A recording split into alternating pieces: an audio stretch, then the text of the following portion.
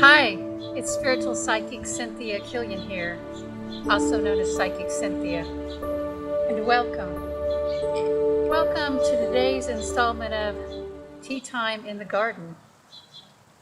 And today it's a lovely late spring, early summer day, and it's just warm enough for a little bit of iced tea. So I'm enjoying some green tea hibiscus blend.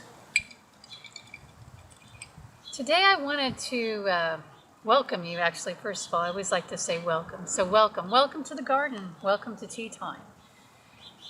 And today I wanted to just touch a bit on the subject of being an empath and empathy. And I'm thinking about this because I'm going to go off and teach a workshop on this weekend, just a short afternoon workshop. And I've done this workshop, this particular one, a few times throughout the years. A workshop about empowering empaths to basically stay more sane and centered and have a greater well-being in their lives. And if you don't know what the term empath means, I mean, I imagine that many of you do by now because it's sort of entered the popular vernacular, let's just say. But this is a term to indicate somebody who is a little bit more on the side of the spectrum towards sensitivity, someone who might even pick up on other people's emotions or energies and do that a lot and very strongly. And there are different kinds of empaths, and we won't get into that today, but you know, it might be you, it might be some of you watching this. I know many of the people that I interact with in my practice and for readings and also in classes or just even on Facebook or through this YouTube channel, many do have this sensitivity to emotional, physical, and just energies, the energies of other people. So I'll be teaching a class for empaths this weekend, and but it's got me thinking about some things. And I had a question recently from somebody in my Psychic Readings with Cynthia Facebook group. And this is a woman who, let's just call her Sally. That's not her name. But Sally is a woman who is a natural born empath. And but what she shared with me, and her question was about relating to relationships for empaths. And she said, I know I'm an empath, and I tend to pick up on energies.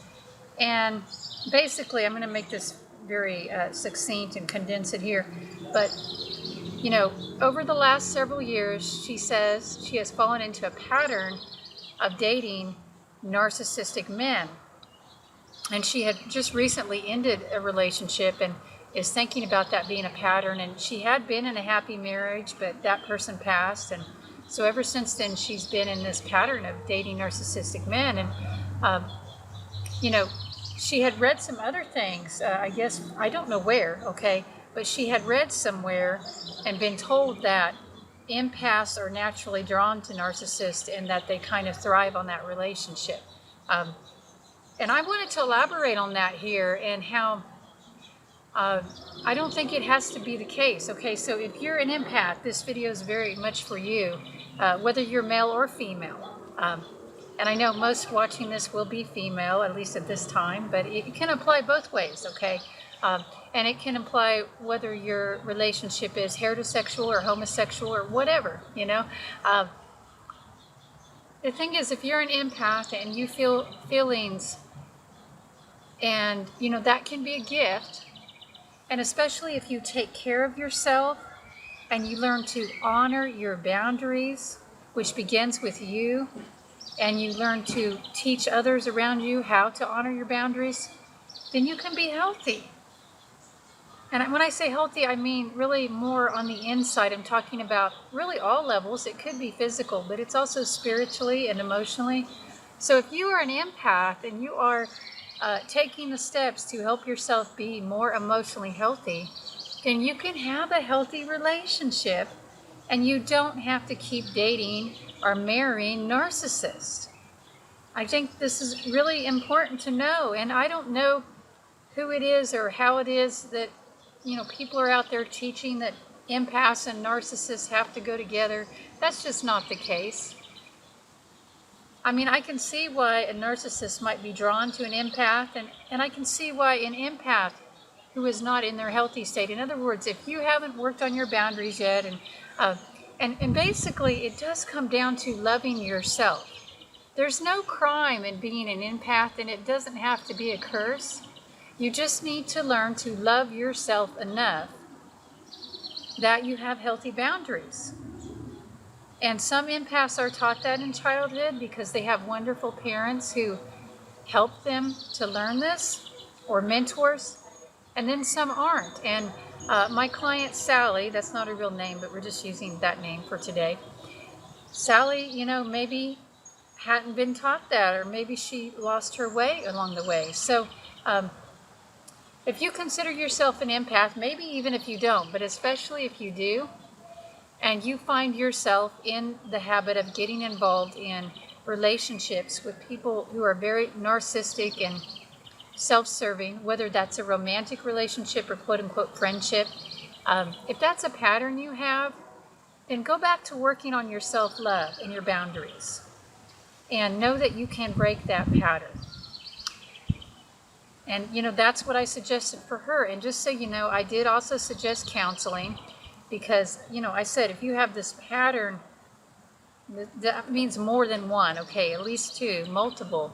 So if you have this pattern of getting involved in these intimate relationships with narcissists who are using you for their own self-interest, then, well, there has to be something driving that self-hatred. I mean, when you love yourself, you don't do that. Not repetitively. You might do it once out of ignorance, but once you've been there and done that, you can learn from that. So if you keep doing it, that is a form of self-hatred, I believe. Or at least self-abuse. So if you are in that kind of pattern of habitually allowing yourself to get, and especially stay involved with narcissists, I mean, you can't help it. Sometimes you don't know when you first connect up with a person they're that way.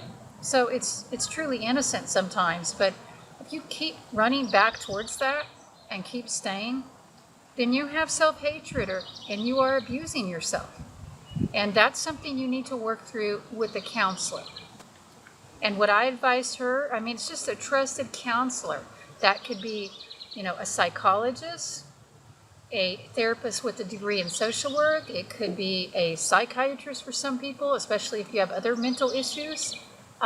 Or it could be a trusted psychic counselor like myself, one who is connected in with the heart realm. Not all psychics are really skilled or even interested in delving into the matters of the heart or the emotions. So if you do select a psychic counselor or a spiritual counselor, make sure it's someone who seems to have a connection with this kind of topic, with the realm of emotions and emotional healing and that sort of heart level healing, because empaths do need that. And, if it's the case for you that you have that pattern, please do consider counseling, getting help. It's hard to break those kinds of patterns of self-abuse and self-hatred without some kind of assistance. Sometimes we just need a little extra help to break up the energy of the pattern, but do break up the energy. And the other thing you can do is ceremony. Whatever your own kinds of ceremony, and this video is too short to go into all of that, but I would do that with counseling. I would do sacred ceremonies to help release the past and let go from whatever tradition you're drawn to. So I hope this message helped you for today and help you to heal your heart and come into your highest heart on your journey. This is Psychic Cynthia with my garden and the Spirit Guides, the Atlantean Teachers, signing off for now. And don't forget to subscribe if you like these videos so you can be notified. Until next time, love and bright blessings to you all. Namaste.